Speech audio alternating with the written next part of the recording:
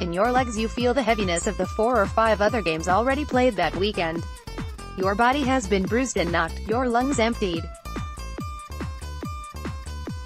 You're about to take to a pitch thousands of miles from home, where your team could be just 14 minutes away from a trophy. And while some will be calm in front of a vibrant crowd of thousands, others will be beset with nerves. It's the nature of the game, and sport more generally, of which former Sevens coach Ben Ryan is well aware. At all levels and to different degrees, players feel pressure. The effects can be overpowering.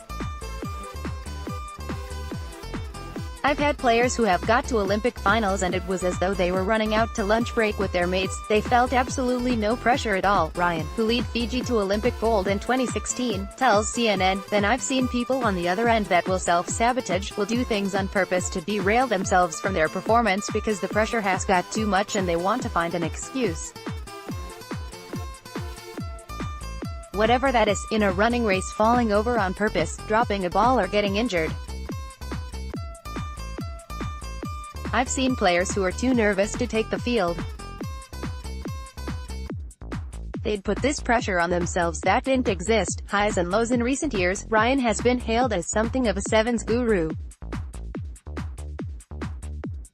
After coaching Fiji to 2 World Championship titles and Olympic gold at Rio 2016, he was cast as the country's hero, gifted his own plot of land, granted an honorary title, and immortalized on national currency. His guidance is perhaps the most sought after in the game.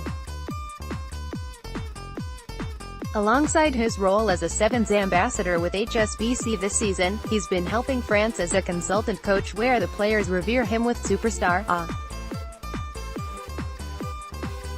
He knows better than anyone that there are aspects of Sevens that make the mental strain on players particularly acute.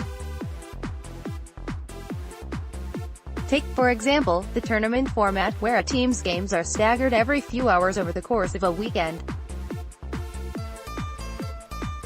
You're on this roller coaster of winning and losing, explains Ryan. Momentum is everything in Sevens. Teams who get a good early win or beat a bigger side, you can see them literally lift. That synergy can come. But if a team has a defeat that they don't expect or an injury or something, then you've got to try to press the reset button.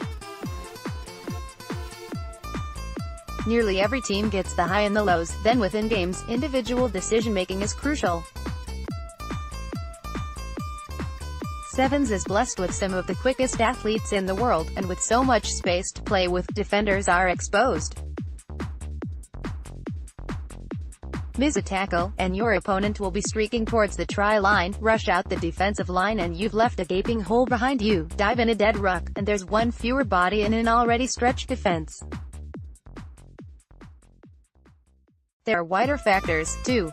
The HSBC Sevens World Series crisscrosses the globe, from Sydney to Singapore, London to Las Vegas. Travel-induced fatigue can be mentally and physically draining. We set up PhDs around jet lag, we did saliva tests, we did all sorts of stuff, says Ryan of his time coaching England. We talked far too much about jet lag to the players that they all felt they had jet lag even if they didn't. It became a far bigger issue, a helping hand, while the physical effects of anxiety, butterflies, high heart rate, and nausea usually dissipate during exercise. Cognitive anxiety, worry, fear of failure, and feeling pressurized can be debilitating. The mind can tire as much as the legs and lungs. Helping players stay mentally unburdened is crucial in a game of fine margins. You reduce that anxiety by letting players know what their roles are and what they're supposed to be doing, explains Ryan. At the high end, coaching isn't teaching someone to pass or kick. It's about man management skills, understanding a person, and consistently behaving the right way towards them, those sort of things around belief and purpose, and giving players security as a coach, that they can go on the field without feeling they're going to get it in the neck if it doesn't work out. There's triggers you can have with individuals, like an imaginary piece of paper being thrown away when you've missed a tackle to reset yourself.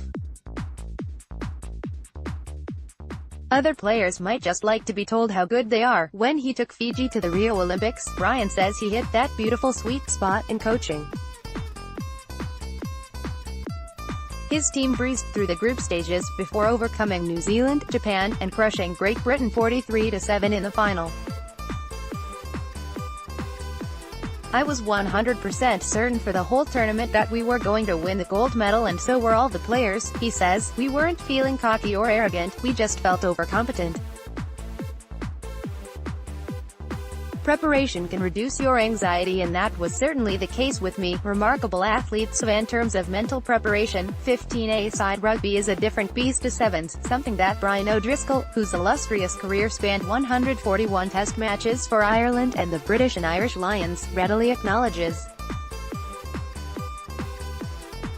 Now an ambassador for Sevens sponsor HSBC, the former Irish captain has watched tournaments, partaken in fitness tests and overseen training sessions, and he's been impressed with what he's seen. I do look at them in amazement at times, O'Driscoll tells CNN. That ability to be able to get themselves ramped up to such a particular, high-intensity level for a short period of time, is an art form to be able to do that. It takes a huge amount of physical capabilities, but it takes a strong mental attitude to do that multiple times over a weekend, and sometimes 2 weekends on the bounce. They're quite remarkable athletes. When he speaks of pre-game nerves from his own playing days, O'Driscoll singles out the final of the Celtic and Italian Pro 12 in 2013. His club side Leinster had lost the past 3 finals in a row. It was the most nervous I've ever been because it was just unthinkable to lose another one, he says of the contest his team went on to win.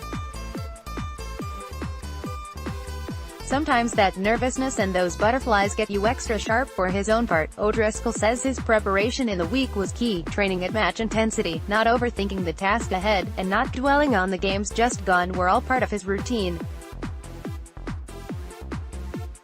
During a game, he would take advantage of breaks in play. I had a non-rugby conversation with the team or just took a breather by myself, he says. I would have been drained if I stayed on for 80 minutes. Some players, however, struggle to achieve this mental clarity. Jonny Wilkinson, a World Cup winner with England in 2003, has spoken openly about his struggle with anxiety, his need to visualize every moment of an upcoming game, and to obsessively replay in his head moments from the last. For Wilkinson, calm and composed on the field, rugby was all-consuming off it. At an elite level, it's something Ryan is familiar with, reasoning that players need other mechanisms to help you until the next game. I've always felt there's far more to life than rugby, he says.